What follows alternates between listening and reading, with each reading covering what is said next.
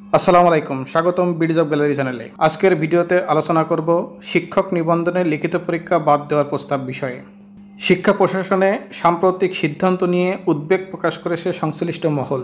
জানা গেছে 25শে মে রোববার সকাল 10:30টায় একটি গুরুত্বপূর্ণ বৈঠক অনুষ্ঠিত হতে যাচ্ছে, যেখানে শিক্ষক নিবন্ধন নিয়োগ প্রক্রিয়ায় লিখিত পরীক্ষা বাদ দেওয়ার প্রস্তাব উত্থাপন করা হবে। এই সিদ্ধান্তকে অনেকেই আত্মঘাতী পদক্ষেপ হিসেবে দেখছেন এবং একে কফিনের শেষ পেরেক ঠোকার সঙ্গে তুলনা করছেন।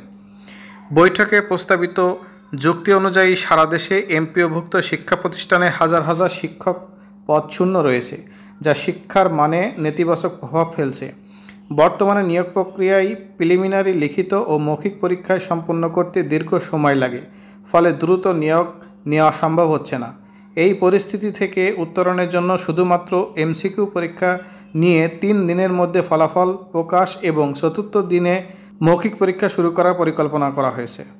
তবে শিক্ষা বিশেষজ্ঞরা এই প্রস্তাবের বিরোধিতা করেছেন। তাদের মতে শুধুমাত্র এমসিকিউ পরীক্ষার মাধ্যমে প্রার্থী বাছাই করলে যোগ্যতা ও দক্ষতা মূল্যায়নে ঘাটতি থেকে যাবে, যা শিক্ষার মান হ্রাস করতে পারে।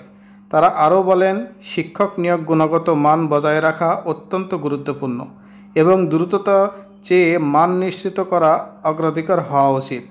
এই প্রস্তাবিত পরিবর্তন নিয়ে শিক্ষা প্রশাসনের বিভিন্ন স্তরে আলোচনা চলছে এবং চূড়ান্ত সিদ্ধান্তের জন্য রোববারের বৈঠক গুরুত্বপূর্ণ ভূমিকা পালন করবে।